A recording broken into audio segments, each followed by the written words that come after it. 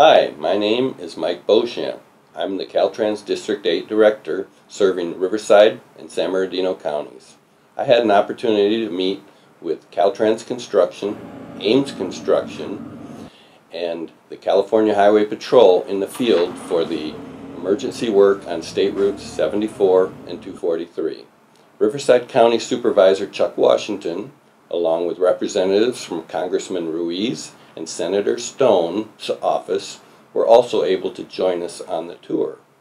The project is moving forward with better progress now that the inclement weather has subsided. Our partnership with all agencies and our local officials is imperative to the success of the project and decisions that are made to support the mountain communities. Caltrans will continue to expedite the emergency repairs on the two routes in an effort to mitigate impacts. Our immediate goal is to strategically complete repairs that require the full daytime closures in an effort to soon allow 24/7 access to motorists under flagging. I would like to thank the impacted communities for your understanding, patience, and support while Caltrans works to restore the mountain. Hi, my name is Massoud. I'm the Maintenance PIO for Caltrans District 8. I'm here today to provide an update on the emergency work that's taking place on State Route 74 and 243. As you remember, on February 14th, the mountaintop experienced catastrophic rainfall. Our initial assessment of storm damage resulted in over 40 locations. Since then, this number has increased to over 100 locations in need of repairs. Caltrans and Ames Construction have made significant progress on the rebuilding efforts. They've repaired slopes, culverts, roadbeds, and embankments. Continuing rainfall over the winter and spring months has caused erosion in areas where work was already completed. Consequently, this has resulted in some setbacks. As you can see, this emergency work has experienced its set of challenges with Mother Nature. Caltrans understands that these setbacks have impacted tourism in the area. I'm here with John Matich. He's with Ames Construction, and also Amgan Benjamin. He's with Caltrans Construction. He's the resident engineer for this emergency project. Generally speaking, I would say we're making good progress on the job. However, the storm that came in during May, it gave us like sit back and delayed the project a little bit, but we're working around that to expedite the process. And also heavy fog on 243 was not helping.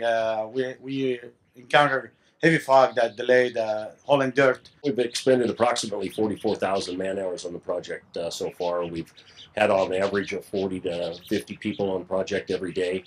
We've done various slope scaling, culvert replacements, embankment reinforcement, rock slope protection, just a lot of work associated with storm damage. Behind me here is a new slope rebuild that the contractor has been working on for over 6 weeks. What happened is you had water come down from the upper slope, come down the road here and cause the erosion, which caused this major slip out and road loss to this area.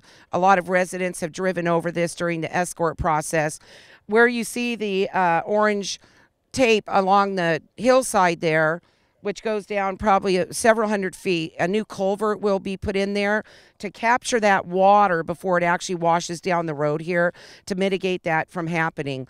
Every 3 feet on this slope, you have geogrid as it's built up this whole embankment. At this location on State Route 74, it might look as if the contractor has finished this location of work, but that's not true.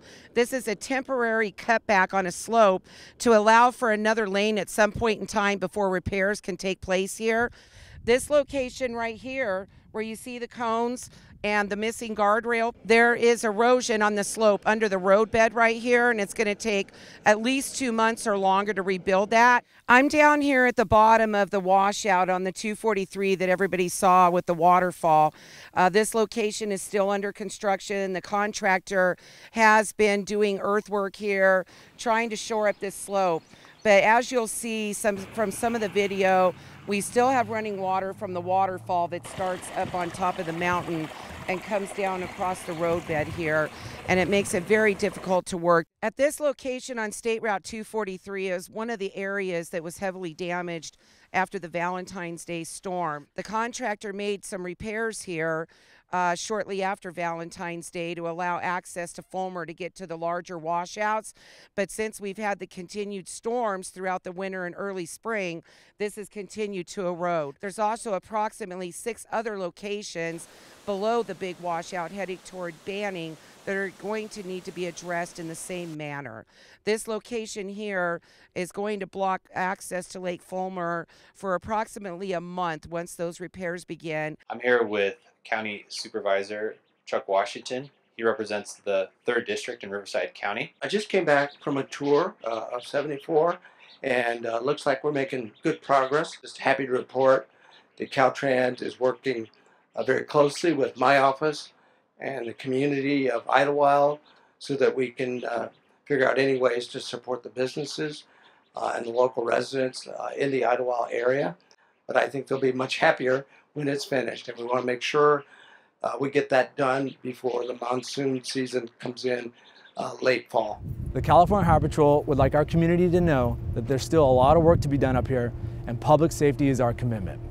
We want our community to know that we will continue to protect the residents, the visitors, and the construction workers of the Idlewild area.